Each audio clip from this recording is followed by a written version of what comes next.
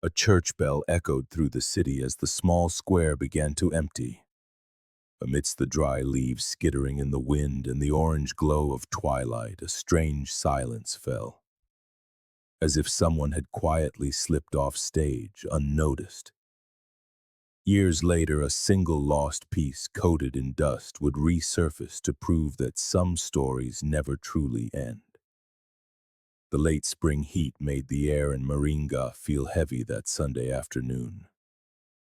November 18th, 1984. The sun dipped below the low rooftops, casting long shadows across the cobblestone street, where the Siqueira family had lived for over 15 years. Lídia stirred a pot of rice, the scent of roasting chicken filling the kitchen.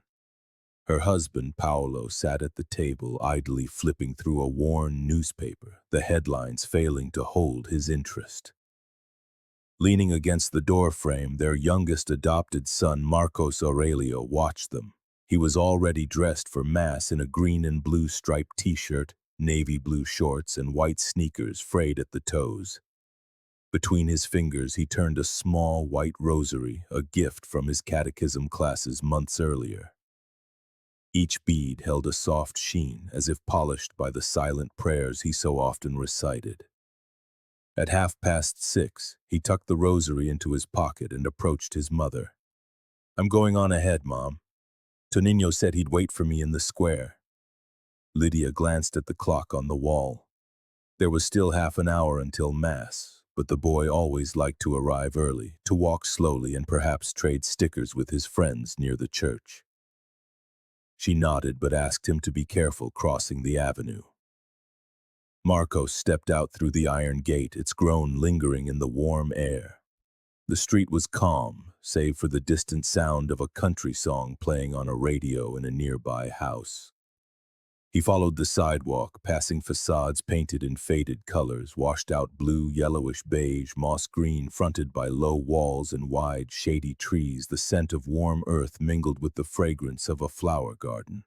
Following his steps, when he reached the corner leading to the central square, he looked both ways before crossing. A few cars passed slowly. On the other side, a group of children chased a ball. The square's bandstand was empty, but on a nearby bench, an old man read a book.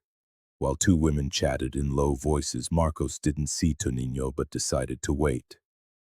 He walked to one of the trees and leaned against its trunk, watching pigeons peck at the ground near its roots.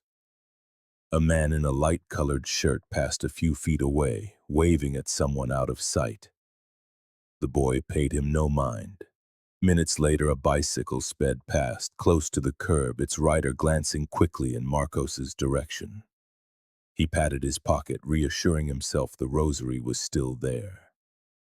It was. The church bell tolled in the distance, announcing 15 minutes until Mass. At that same moment, back at the house, Paulo stood, grabbed the car keys, and called to Lydia. They would go together. The drive was short, but they preferred to arrive in time to get a good seat. As the engine warmed up, Marcos was no longer in sight. In the square, the bench where he often sat remained empty. A small pile of dry leaves gathered at its feet. Upon arriving at the church, Lydia scanned the pews for her son, her eyes moving over each row. She couldn't see him. Paulo whispered that he was probably in the back with a friend. The Mass began, proceeded, and ended without any sign of Marcos. When the doors opened and the congregation filed out, his absence was a stone in Lydia's chest. Outside, the square was nearly deserted. A light wind kicked up dust from the sidewalk and carried the scent of sweet popcorn from a distant cart. Paulo called the boy's name, his voice echoing unanswered. In that moment, time itself seemed to shift. What had been a routine Sunday evening was dissolving into a silence that marked the beginning of something no one there could imagine would last for over 3 decades. The first few hours after Mass were a silent whirlwind. Paulo and Lydia walked the streets around the church, their voices already cracking as they called Marcos's name. Streetlights cast uneven patches of light on the sidewalks, and the sound of a dog barking in the distance broke the night's monotony. A few neighbors returning from Mass joined the search, spreading out into alleyways and vacant lots. In the square, the last of the vendors were packing up their carts. One of them said he'd seen a boy in a green and blue shirt sitting on the bench earlier, but that he had later walked off with a tall, dark-haired man toward a side street. The description was too vague to be of any real help. Paulo thanked him, but the weight of the information, however uncertain, settled like a shadow in his mind. The clock tower struck 10 as Paulo, his shirt sticking to his back with sweat, decided to check the main avenue. He passed still crowded bars, peered into buses pulling away, and scanned the doorways of closed shops. Lydia, back at the church, asked acquaintances if anyone had seen the boy go inside. No one was sure. A short while later, a police car pulled up near the square. Two officers spoke briefly with Paulo, taking down basic information. While they circled the area, a group of volunteers with makeshift flashlights headed toward the back of lots where the tall grass swayed in the wind. The smell of damp earth suggested it had recently rained somewhere far off. Returning home, Lydia found Marcos's bed untouched, the sheets still folded. His scuffed leather ball rested in the corner. On his desk lay a notebook with a doodled-on cover, a pencil left in the middle of a page. The sight made her chest burn. She sat on the edge of the bed as if expecting him to walk in at any moment. The next morning, posters began to appear on telephone poles and in bakeries. A photo of Marcos smiling, his hair a little longer than it was now, stood out above the word missing. His printed face seemed to look back at passers-by, a silent plea. Paulo went to the bus station, speaking with drivers and staff. None of them remembered a boy traveling alone. Lydia, accompanied by a neighbor, visited the homes of friends, asking them to call immediately if they heard anything. The answers were always negative, and with each no, hope wore away a little more. That evening, a neighbor reported seeing a boy in a striped shirt turn onto the street where an old, abandoned house had stood for years, just a few blocks from the square. Paulo rushed over, but the gate was locked and the windows were caked with dust. He called his son's name, and the echo that returned seemed to mock his urgency. As days turned into weeks, the family's life fragmented. Paulo still went to work but left early to retrace routes, revisit places, and talk to strangers who claimed to know something. Lydia began to sleep in short, fitful bursts, her ears tuned to any sound from the street. On quieter nights, she could have sworn she heard soft footsteps in the hallway, but she knew it was just the house settling in the wind. The neighborhood, once a place of comfort, began to feel menacing. Every corner held a memory of the path Marcos used to walk. Every unfamiliar face prompted the silent question. Do you know where he is? The weeks that followed the disappearance were defined by a routine of waiting and searching. Every morning, Paulo left the house before dawn when the air was still cool and a light fog clung to the street. He made his rounds to bakeries, gas stations, and bus stops, always carrying a few crumpled posters in his pocket. He would put up a new one whenever he found an old one torn or faded by the sun. Lydia, meanwhile, kept the house quiet, as if any noise might drown out the sound of familiar footsteps returning. The kitchen, once full of smells and sounds, felt cold. The dining table always had one empty chair, and the plate she used to set for her son remained in the cupboard. In early December, an anonymous phone call brought a flicker of hope. A man's voice claimed to have seen a boy who looked like Marcos at the bus station in Londrina. Paulo and Lydia drove there immediately, covering the 100 kilometers of highway that cut through soybean fields and small roadside towns. When they arrived, they described their son to drivers and clerks. Some had a vague recollection, but no one knew where he might have gone. The station, with its smell of diesel and strong coffee, offered only the indifference of its daily churn. Days later, another lead. A shopkeeper was certain he had seen a boy with light-colored eyes walking near the train station in Maringá. Paulo went there and spoke to the workers, but again, the description was imprecise. The harsh sun glinted off the steel rails, and the distant sound of a train only reinforced the feeling that everything was in constant motion except for the answer they were looking for. With time, the initial community outcry faded to a murmur. The neighbors, once present at every search, began to return to their own lives. Paulo felt the weight of walking the same streets where, just a month before, he had watched his son run kicking a ball or carrying a bag of bread. Lydia took up sewing more often, perhaps to occupy her hands and her mind, but she would frequently let the needle drop whenever a memory pierced her thoughts. On Christmas of 1984, the house felt darker despite the blinking lights on the porch. Lydia set up the nativity scene as she always did, but she left a small space beside the shepherd's where she placed Marcos's spare rosary, identical to the one he carried. She said nothing, but Paulo understood the gesture. The months turned into years. In 1987, the family received a letter from São Paulo, written by someone who claimed to have seen Marcos working as a shoeshine boy in the city center. The handwriting was rushed and there was no signature. Paulo traveled again, walking through squares and bus terminals, studying every young boy with an anxious gaze. He returned home without answers. Lydia, though she never gave up, spoke of the case less and less outside the home. She kept her son's photos in a cardboard box in the wardrobe, opening it only when she was alone. Some of the images were beginning to fade, but Marcos's gaze remained the same, fixed, attentive, almost too serious for his age. Throughout the 1990s, phone calls and tips continued to trickle in, always promising a breakthrough. Many were false, and some seemed to be nothing more than cruel pranks. Paulo learned to filter what might be real from what was merely a distraction.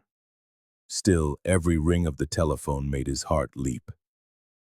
In 2004, on what would have been Marcos's 30th birthday, Lydia baked a simple cake and placed it on the table with a single lit candle.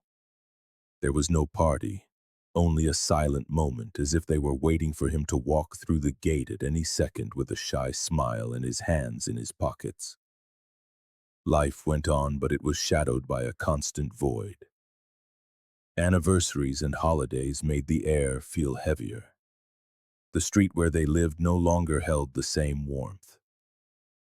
The neighborhood changed.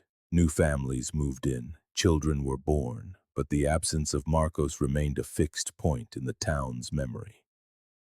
And so, between fading memories and frustrated attempts, more than 3 decades passed. Until one day, a forgotten detail from beneath the floorboards of an old house would change everything. August of 2016 began dry in Maringá.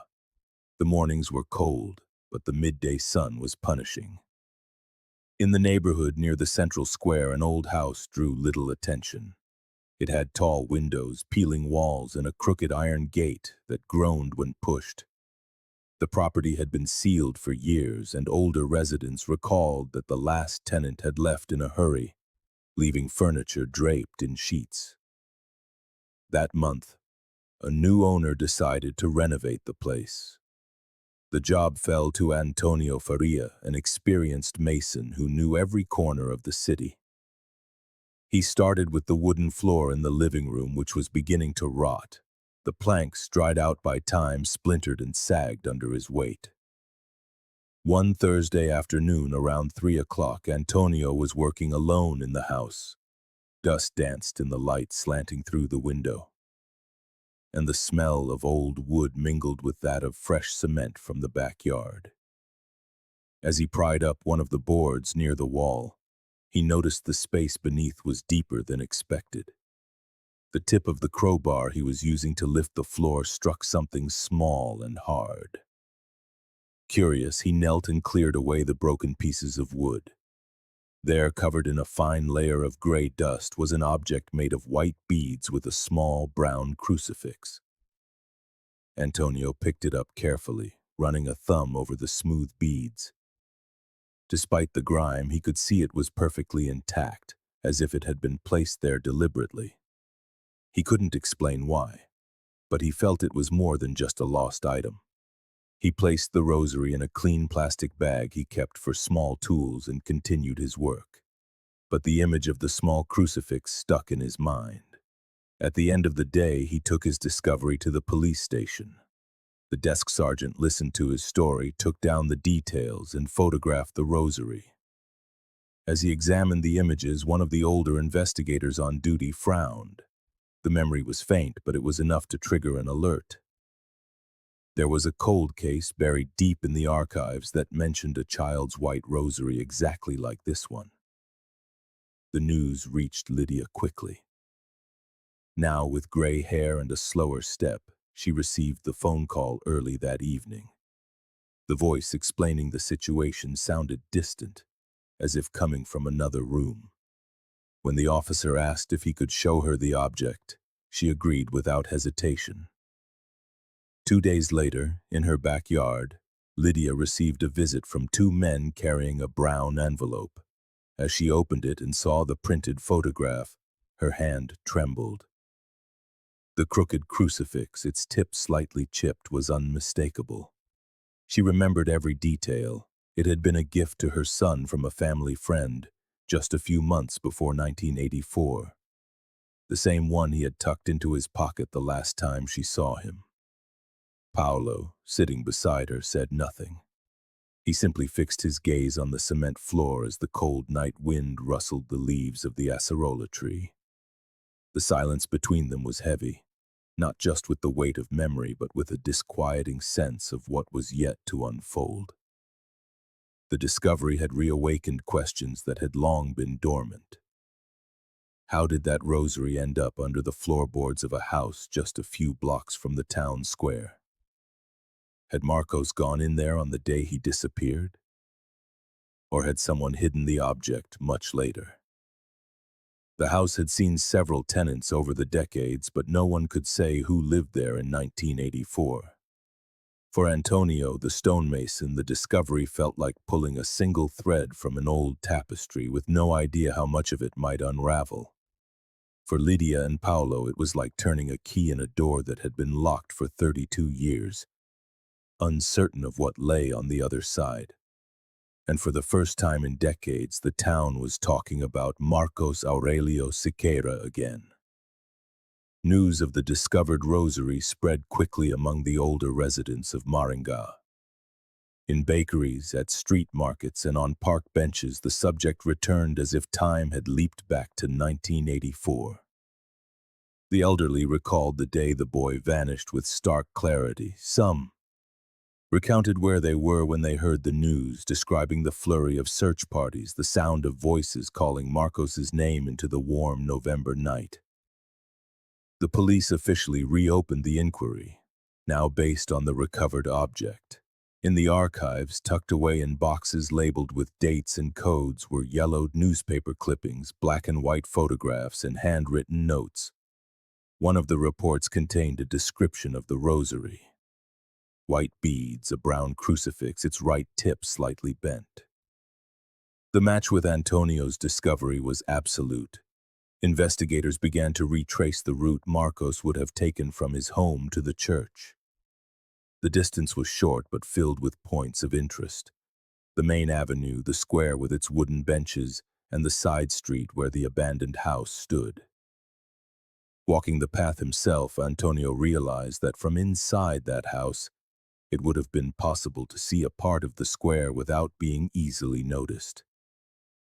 The property's new owner, a middle-aged man who had bought it to renovate and rent out, said he knew nothing of its history. He mentioned only that the real estate agent had told him the house had been empty for a very long time, and that the last known residents had moved out in the early 1990s. Before that, according to neighborhood gossip, there were periods when the place had been shuttered for months on end. Meanwhile, Lydia remained discreet. She gave no interviews and avoided speaking of the discovery outside her family circle. In her bedroom, she kept a copy of the rosary photo tucked inside the Bible on her dresser. Paolo, more reserved than ever, watched the proceedings without showing either enthusiasm or disbelief. It seemed that over the decades he had learned not to cling to expectations. The neighborhood, though changed, still bore marks of the past. Some houses had been remodeled, others demolished to make way for small apartment buildings. But the layout of the streets remained the same. The shadows of the trees still stretched across the pavement on hot afternoons. Revisiting these places, older residents recalled faces they hadn't seen in a long time. Names rose and fell in conversation, some so old it was hard to confirm if they even still lived in the city. One resident, a woman named Irene, remembered that in late 1984 a man who lived near the square left Maringá suddenly, carrying only a small suitcase. She couldn't recall his name, but said he was unusually quiet for someone living alone. The information was noted, though it lacked any concrete proof. In the following days, the house was searched more thoroughly. The old floor concealed other gaps and small cavities in the walls, typical of constructions from that era. They found scraps of old newspapers and a plastic button, but nothing that directly linked to Marcos. The rosary remained the only real connection. For the family, the object didn't solve the mystery, but it carried immense symbolic weight. It was the first piece of physical evidence in over 3 decades. And even without clear answers, reopening the story meant that perhaps there was still something left to discover. That same week, as Antonio finished repairing the floor, he glanced again at the exact spot where the rosary had been. He thought about how many years that piece of wood had covered a silent secret. The sound of his hammer echoed through the empty room, mingling with the hum of cars passing on the street outside. Life went on as usual, but in here, time seemed frozen in 1984. The days following the rediscovery of the rosary were marked by a constant coming and going of people around the house. Some residents would slow their walk on the sidewalk, feigning indifference but curious about the activity. Others approached, eager to share old memories or offer clues that were, more often than not, mere fragments of memory. One of the investigators decided to reconstruct the 1984 neighborhood map, listing who lived on the streets near the square. Many had since moved away or passed on. Still, a few names were repeated in different accounts, as if certain figures were pieces of a puzzle that had never been assembled. Among those interviewed was Seu Arlindo, a retiree who had lived in a corner house since the 1970s. Sitting on his porch, he recounted seeing unusual activity on the side street by the square on the day of the disappearance.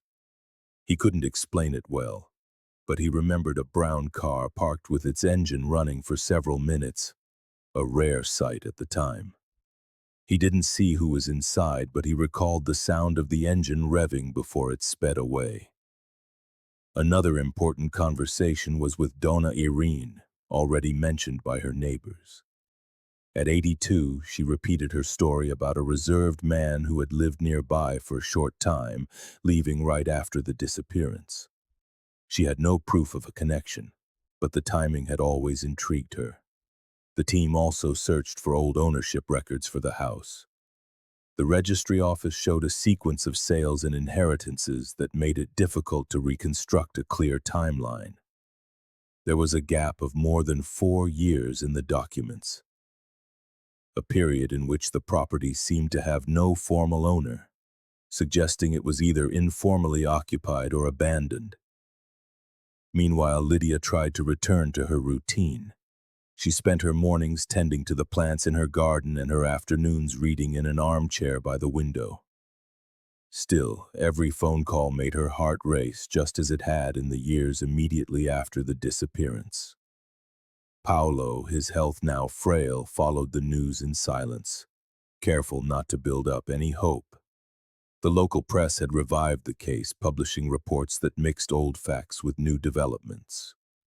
Photos of Marcos began to circulate again, now alongside images of the rosary. On social media, people from outside the city began to comment, offering theories or asking for more information. The exposure brought new tips but also false leads demanding caution. One Friday afternoon, Antonio the stonemason was called back to the station to provide more details. He described the exact location, the depth of the hole, and mentioned that the boards above the rosary had been in worse condition than the rest of the floor.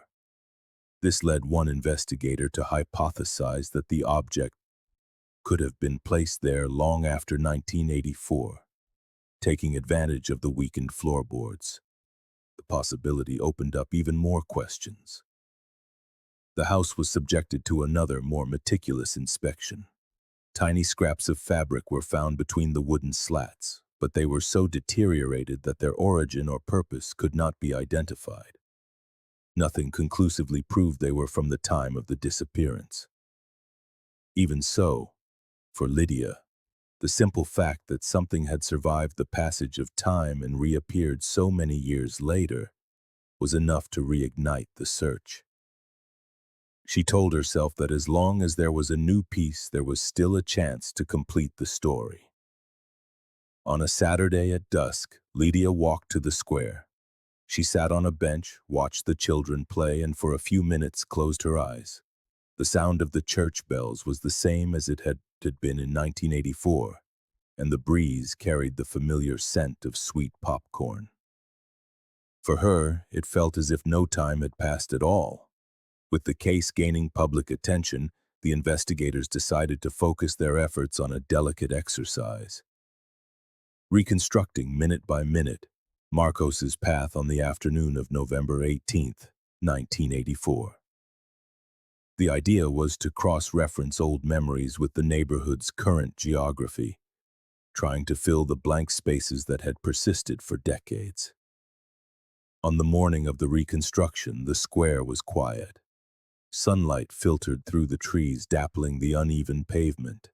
The lead investigator, notebook in hand, guided Antonio, Donna Irene, and Seu Arlindo to the spots where each claimed to have seen something relevant.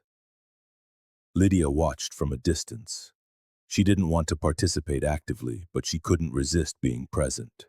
The starting point was the street corner where the Siqueira family lived. From there, Marcos would have walked just over 100 meters to the main avenue. To the right, Senor Gilberto's bar, now a pharmacy, had been a bustling spot back then. A former patron vaguely recalled seeing a boy in a striped shirt running to cross the street that Sunday. He couldn't remember the exact time, but the description of the clothing matched. Across the avenue was the central square. In those days, the benches were made of wood, painted green, and the bandstand still had its coat of white paint. It was there, according to reports, that Marcos was supposed to have waited for his friend Toninho, who never showed up. Toninho, who now lived in another state, had been questioned years ago and claimed he didn't remember arranging to meet that day, a detail that had always troubled the family. Seu Arlindo pointed in the direction where he had seen the brown car parked. It was on the same side street that led to the house where the rosary was found. He insisted that the car had seemed out of place, as few people parked there without a reason. He hadn't heard doors slam or voices, only the running engine and the roar as it accelerated and disappeared. The walk continued to the house itself. With its gate open for renovations, they were able to enter the yard and feel the weight of time on the peeling walls. Antonio showed them the exact spot on the floor where the rosary had been. The surrounding boards had since been replaced, but the memory of the moment remained vivid. Lydia, standing at the doorway, watched with a mixture of curiosity and dread, as if every step inside that place could reveal something she wasn't ready to know. The reconstruction exercise didn't yield any new concrete evidence, but it helped them understand how the proximity of the square to the house could have allowed someone to take Marcos without attracting attention. It was less than a 3-minute walk through streets that were quiet on a Sunday evening. For someone who knew the neighborhood well, the route was quick and discreet. That night, Lydia returned home in slunts. She sat in the kitchen, turned on the yellow light, and stared at the photograph of Marcos on the wall. Paulo came to her side, placed a hand on her shoulder, and said quietly, "Maybe we're closer than we think." She didn't answer. Inside her, hope and fear walked side by side as they always had since 1984. Meanwhile, the investigators jotted down hypotheses. Some pointed to someone with frequent access to that house, others to a random encounter. But none answered the essential question. Where was Marcos that night? And even more agonizingly, where had he been in the days that followed? The renewed case stirred the city in a curious way. For the older generation, it was like opening a photo album that had been put away for too long. For the younger people who hadn't lived through 1984, the story of Marcos was like an urban legend told in sidewalk conversations. Now, with the rosary in police hands, the story seemed to have taken on a new life. In a coffee shop near the cathedral in downtown Maringá, two men discussed the era. One recalled that in the 80s, families knew each other better and any child walking alone on the street would have been noticed. The other argued that, even so, disappearances happened. They just weren't reported as widely. This contrast between memory and official record only widened the gaps in the story. At the Siqueira house, there was a constant flow of visitors. Distant relatives appeared to offer support. Some old neighbors stopped by to see how they were, but inevitably ended up asking for details about the rosary. Lydia received everyone politely but would withdraw when the conversations went on for too long. She knew that every new speculation picked at old wounds. The central square once again became a focal point of conversation. On Sundays, more observant churchgoers would look at the benches in the side street, imagining how it all could have happened in such a short time. The ever-present church bell now carried a note of melancholy for those who knew the story. The police held a small press conference to confirm that the object found was consistent with the one described in the original case file. They promised no quick conclusions but said that new interviews were underway. One detail caught the public's attention. They were seeking information about former residents and frequent visitors to the side street and the square between 1983 and 1985. This included not only residents, but also anyone who might have rented rooms or used the area for temporary work. The local press took the opportunity to retell what was known about Marcos in special reports. Old images with yellowed edges showed the boy at school parties, holding a wooden toy car or smiling over a simple birthday cake. Each photo seemed to freeze an instant of a life that had been cut short. Paulo avoided speaking with reporters. He preferred to watch from a distance, sitting on the porch as the traffic on the street increased. At night, he and Lydia would talk a little. She spent more time looking out the window as if waiting for something. Sometimes she would take her own rosary in hand, running her fingers over the beads.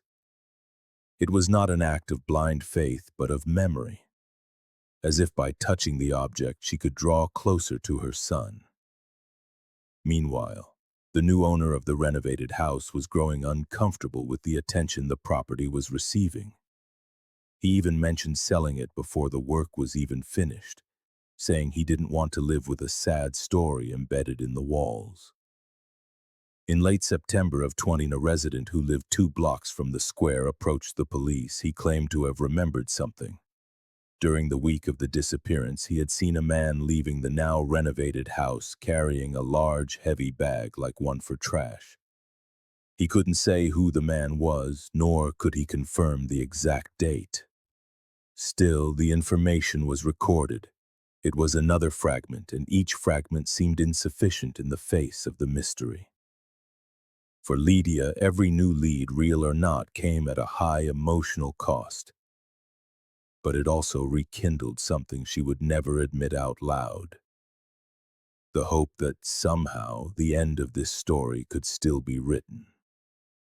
As the interviews progressed, the team began to notice a common thread in cold cases. Over time, memories don't just fade, they change shape. Details that seemed clear in 1984 now emerged differently, and some stories, repeated for decades, no longer aligned with other accounts. One example arose when they compared two statements taken at the time. In 1984, a neighbor said she had seen Marcos walking alone on the street beside the square. Today, she claimed to remember seeing him with a man in a light-colored shirt. When questioned about the change, she replied that perhaps it had always been that way, and she might have forgotten to mention it before. For the investigators, it was difficult to separate genuine recollection from memory molded by years of conversations and news reports. Another point came from Tonino himself, the friend who was supposed to meet Marcos at the square. In old interviews, he said they had not arranged to meet that day. When contacted again, he said that on second thought he might have told Marcos to meet him, but he never went because he stayed home to play soccer in the street. This contradiction reopened a debate. Had Marcos really gone to the square to meet his friend? Or had he used it as an excuse for another destination? The records from the time also showed minor flaws. One of the officers involved in the search had noted that on Sunday night a team had checked the house where the rosary was found. However, there was no description of what they saw inside, nor any mention of who had access to the property. It was as if the inspection had been far too superficial for a location so close to where he had vanished. Amid these reviews, the name of a former resident of the side street appeared in more than one testimony. He had reportedly moved away shortly after the disappearance, his destination unknown. There was no record of a property sale or formal transfer of assets, and his address file ended that very year. The lack of a paper trail was suspicious, but it could also be a simple coincidence, something common in an era with less bureaucracy for moving. The press, ever watchful, began to explore these contradictions. Headlines suggested that forgotten details could change the course of the case. For the family, seeing these doubts exposed publicly was painful.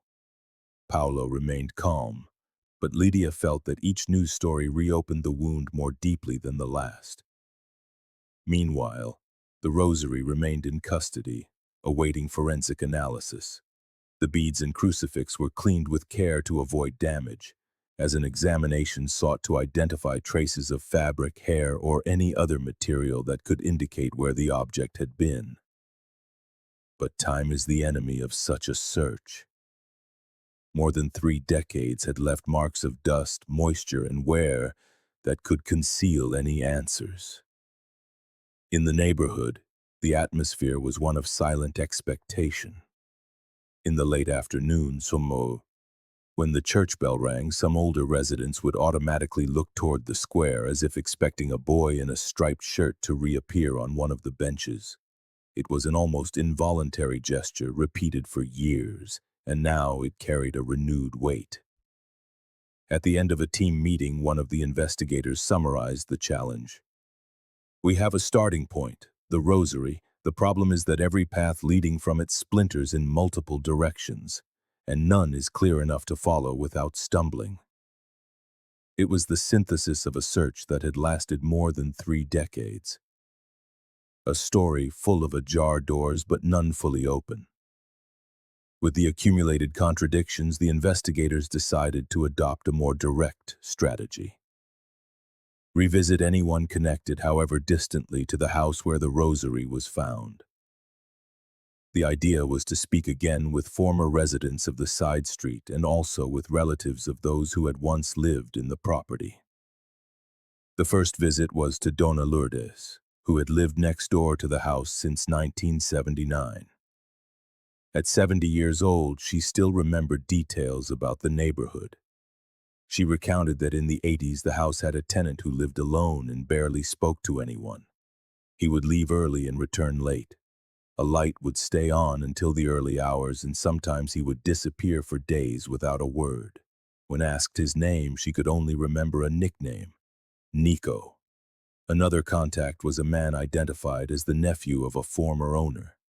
He confirmed that the house had been vacant for a long period in the 80s, but he couldn't say who looked after the property during that interval. He did mention hearing talk of a locked room at the back of the house that no one ever used. This information caught their attention, though there was no record of a detailed inspection of that room at the time of the disappearance. The investigators returned to the property.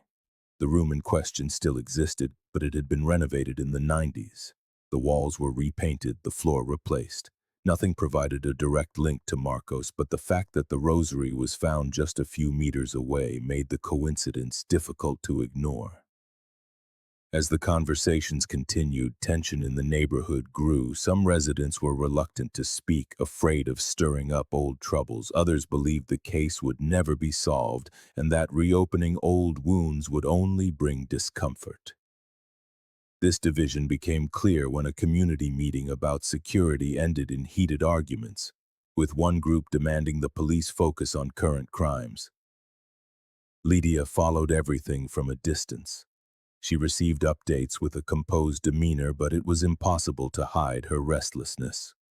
Looking at recent photos of the side street, she remarked that nothing there seemed to have changed that much. The type of pavement, the trees, even the lamppost that, back in 1984, was constantly flickering. For her, it was as if time had looped, returning to the very same point. In the midst of these interviews, an unexpected testimony emerged. A man who had worked as a bricklayer's assistant in the 80s remembered doing minor repairs on the house weeks before the disappearance. He said that one time, arriving early for work, he heard noises coming from inside while the gate was still locked. "I thought it was a radio or television," he said, "but the sound was like footsteps." He couldn't pinpoint the exact date, and his account, while intriguing, offered no concrete proof. With each new conversation, the feeling was of walking through a labyrinth. The clues pointed in different directions, but always returned to the same core: the house, the square, and the short path that separated them. The rosary silence seemed to hold the answer, but no one knew how to extract a definitive truth from it. For the team, the challenge wasn't just solving a cold case. It was confronting the weight of a town's collective memory, which, for over 3 decades, has carried the same unspoken question, caught between truths and assumptions. What happened to Marcos Aurélio that night? The fieldwork entered a slower but no less delicate phase. Recent interviews pointed to a narrow circle of possible paths, all revolving around the same set of elements: the house, the square, and a window of time so short it seemed impossible for a disappearance to occur without any direct witnesses. To move forward, the investigators decided to review every note made since 1984. Old maps, aerial photographs of the city, and property records were spread across a large table at the back of the station. Small colored pins marked key locations: the Siqueira family home, the central square, the house where the rosary was found, the side street with the brown car. The distances measured with a ruler and noted in meters confirmed what they already knew. Everything was just a few steps apart. Amid this review, one photograph stood out. It was from 1985, taken during a religious procession, showing part of the square and, in the background, the facade of the house. The window on the right was open. For those who knew the story, the image carried a silent weight. At that time, the house was already seen as a place without regular activity, yet there it was, showing a sign of presence. Lydia received a copy of the photo weeks later. She studied it for a long time, running her finger over the paper as if she could feel something beyond the image. Paolo, sitting beside her, made no comment, but he didn't take his eyes off that same window. Meanwhile, the forensic analysis of the rosary made little progress. Natural wear and prolonged exposure had eliminated almost any chance of collecting organic traces. Still, one detail caught their attention. There were signs that the crucifix had been glued back on at some point, possibly after breaking off. Lydia confirmed that months before the disappearance, one of the arms had broken and been repaired with household glue. For her, it was one more confirmation that this was, without a doubt, her son's rosary. The interviews continued, but the feeling of repetition grew. The same streets, the same doors, the same stories with subtle variations. For the investigators, the only hope for something new lay in the possibility that someone finally feeling safe enough would say what they knew, if there was anything left to say. In the neighborhood, the activity began to die down. The initial curiosity gave way to quick glances and hushed conversations. Some seemed relieved to see the case go cold again. Others frustrated by the lack of answers. The square returned to its usual rhythm, but for Lídia and Paulo, each chime of the church bell continued to mark the beat of a wait that never ended. One evening, sitting on their porch, they watched the sky darken. Lydia held a coffee cup with both hands. Paulo, looking out at the street, said softly, "Maybe we'll never know, but he'll always be here somehow." Lydia didn't reply. She simply placed a spare rosary on the table, leaving it there between them like an invisible link to the past. October of 2016 brought a different kind of silence to the case. The visits to the renovated house dwindled. The reporters moved on, and on the streets near the square, the subject faded from daily conversation. The rosary remained at the police station, sealed in a transparent envelope, as if waiting for an answer that might never come. For Lydia, every day was divided into two eras, before 1984 and after. The discovery of the rosary had erased nothing, but it had altered the weight of her memories. It was as if she had recovered a piece of her son's story, but not the part she truly wanted, the reunion. Sometimes she would sit at the table holding the copy of the photo and wonder if he still had it in his hands when he was last seen. Paulo, more quiet with each passing year, watched the neighborhood from the same chair he always had. When he saw children running to Mass, he couldn't stop his mind from rebuilding the image of Marcos crossing the street with quick steps, his pocket full of white beads that tinkled softly. The investigators kept the case technically open, but they knew the chances of finding new evidence were minimal. Still, every now and then, a phone call would come in with a late memory or an unlikely tip. Almost always, nothing came of it. Time, relentless, wore down not only the evidence but also the will of those who searched. One Sunday afternoon, Lydia went to the square. She walked slowly, observing the bandstand, the trees, the benches. She sat in the same spot where she imagined her son would have waited for his friend. The wind blew dry leaves across the pavement, and the church bell announced 6 o'clock. In the distance, the sound of children playing mingled with the call of a sweet popcorn vendor. The scene could have been from any year, except that for her, everything there was still steeped in 1984. Before leaving, she passed in front of the house, now occupied by new tenants. The facade was painted, the gate replaced, but the street was the same. For a moment, she stopped and looked at the window on the right. There was nothing there but light curtains swaying in the breeze. But Lydia stood motionless for a few seconds, as if trying to hear something only she could capture. On the way home, she thought that perhaps she would never have all the answers. And strangely, in that moment, she realized she had learned to live with that. Marcos remained alive in her memory, in the found rosary, in the treasured photographs. Perhaps that was how he would remain, not as an absence, but as a silent presence. The case of Marcos Aurélio Siqueira remains without a definitive solution. The small rosary recovered from beneath the floorboards after 32 years stands as the only physical clue to an enigma that has spanned generations. Among those who knew the story, some say there is still one final piece missing, and until it appears, the question will continue to echo through the streets of Maringá. Where is Marcos? If this story has touched you, subscribe to the channel to follow other true cases and share this video so that more people can learn about Marcos's journey.